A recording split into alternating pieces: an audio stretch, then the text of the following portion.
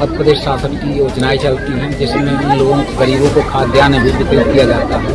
अस्पतालों में औषधि दी जाती है, बच्चों को छात्रवृत्ति, मध्याह्न भोजन जैसी स्कीम चलती है। यदि शासन को राजस्व की हानि होगी तो ये सब स्कीमें बंद होने की स्थिति निर्मित होगी। तहसीलदार साहब तो सच बोल गए, इतना ज्यादा सच कि पूछो ही मत। एकदम खरा खरा अपनी ही सरकार को कटघरे में उन्होंने खड़ा तक कर दिया। एक तरफ तो मध्य प्रदेश की जो मोहन सरकार है पवित्र स्थानों पर शराब की और जो दुकानें थी उन्हें बंद करवा चुकी है। 17 स्थानों पर आदेश जारी किए गए, उसके बाद में दारू वहां से बंद हो चुकी है।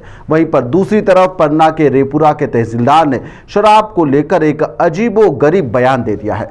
दरअसल वह शराब के समर्थन करते हुए इस बयान में नजर भी आ रहे हैं। उन्होंने मीडिया कर्मियों को बाइट देते समय कह दिया कि दारू की कमाई से ही तो सरकार का जो खाद्यान्न योजनाएं हैं, खाद्यान्न की जितनी योजनाएं हैं, बच्चों की छात्रवृत्ति की योजनाएं हैं, मध्याह्न भोजन की योजनाएं उसी से चलती है। दारू नहीं बिकेगी तो सभी योजनाएं भी बंद हो सकती है। पहले बयान सुनिए और उसके बाद में फिर आपको तहसीलदार ने यह बयान क्यों दिया और इस बयान के बाद में कितना ज्यादा हड़कंप मच चुका है वह भी आपको बताऊंगा। पहले बयान सुनिए। यदि शासन को राजस्व की हानि होगी तो ये सब स्कीमें बंद होने की स्थिति निर्मित हो जाएगी। मध्य प्रदेश शासन वाणिज्य कर विभाग के द्वारा यहाँ जो है शासकीय शराब की दुकान खोलने के लिए ठेका दिया गया है और 1 अप्रैल से वो सक्रिय हो जाना चाहिए था, किंतु ग्रामवासियों के विरोध के कारण और गांव के लोगों के द्वारा किराए से दुकान न दिए जाने के कारण 1 तारीख से 1 लाख रुपये प्रतिदिन की दर से शासन को क्षति हो रही है। आबकारी जो शुल्क होता है, कर होता है, उससे मध्य प्रदेश शासन की योजनाएं चलती हैं जिसमें इन लोगों गरीबों को खाद्यान्न भी वितरित किया जाता है। अस्पतालों में औषधि दी जाती है, बच्चों को छात्रवृत्ति, मध्याह्न भोजन जैसी स्कीम चलती है।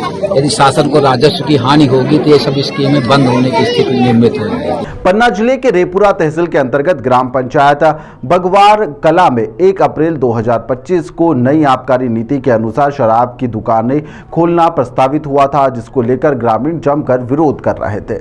दुकान खोलने नहीं दी जा रही थी। शासकीय जमीन पर यहां पर दुकान बनवाने के लिए जगह चिन्हित करने के लिए मौके पर तहसीलदार भी पहुंचे हुए थे।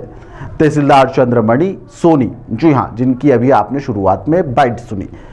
वहां पर मीडिया कर्मियों ने उनसे सवाल करा तो उन्होंने कह दिया कि यदि दारू की दुकान नहीं खुलेगी तो शासन की महत्वपूर्ण योजनाएं जैसे गरीबों को खाद्यान्न मिलना, उनका वितरण होना, बच्चों की छात्रवृत्ति का वितरण होना, मध्याह्न भोजन जैसी जो योजनाएं वह सरकार की बंद हो जाएगी, क्योंकि दारू बिकती है तो वह पैसा सरकार को जाता है, उसके बाद में ही सरकार चल पाती है और योजनाओं का लाभ लोगों तक मिल पाता है। अगर इसे नहीं खोला गया तो कितना ज़्यादा संकट मध्य प्रदेश की सरकार पर आ जाएगा। यह इस बयान का लब्बो लिबाब अभी तक देखा जा रहा है।